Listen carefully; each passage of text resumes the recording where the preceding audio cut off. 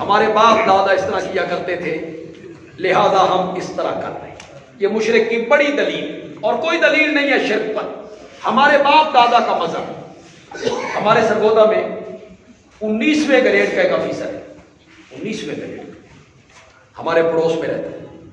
میں نے ایک دفعہ سکیم شروع کی کہ پرائمری پاس بچے دیے جائیں ہمیں، ہم مڈل بھی کرائیں گے، حفظ بھی کرائیں گے۔ اس نے بھی اپنا بچہ دے دیا، تھا وہ دوسرے عقیدے کا، اس طرح وہ بچہ ادھر آ گیا۔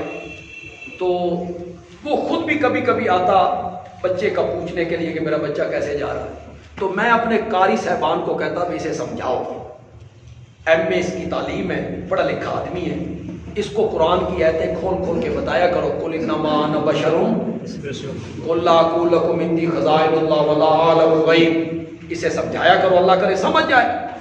تو میں نے کچھ دنوں کے بعد قاری صاحبان سے پوچھا کہ سناؤ، وہ کہنے لگے کہ ہم نے آیتیں کھول کھول کے سنائی، ایک دن، 2 دن، تیسرے دن، تو کچھ دنوں کے بعد کہتا ہے بات تو سچی ہے، قرآن اسی طرف جا رہا ہے، لیکن میری ماں یہ کہہ کے مری تھی میں بریلوی رانی ہوں۔ ایم اے آپ جہلوں کا رونا رو رہے ہیں جناب، جہل بیچارے لوگ، میری ماں کہہ گئی تھی، ماں کے کہنے پہ وہ اڑا ہوا ہے، ابھی تک اڑا ہوا ہے۔ اللہ ہدایت دے دے۔ سب سے بڑی دلیل مشرک کی کیا ہوتی ہے؟ ہم نے اپنے باپ دادا کو اسی طرح کرتے ہوئے پایا ہے۔